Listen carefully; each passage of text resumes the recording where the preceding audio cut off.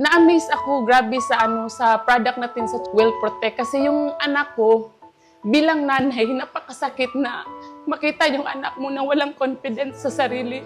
Yung kapag may occasion na mag-pictorial, ayaw niya kasi may mild skin asthma siya.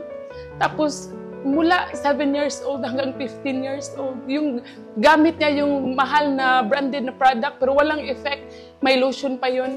Napakasakit bilang isang ina na ganun kasi nag-teenager na siya yung 15 years old, ganun. Parang takot siya sa camera kasi ganun ang balat niya. Tapos, palagi pa siyang mapasabak sa iba't ibang school kasi siya yung ipapadala regional division ng mga contest. Napakasakit na yung anak mong kasama mo tapos may mga bata na titignan yung anak mo to from head to toe, ganun.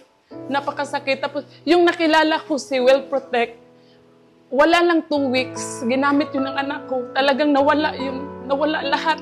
Nawala talaga, para naging normal kahit naanuhan siya ng araw.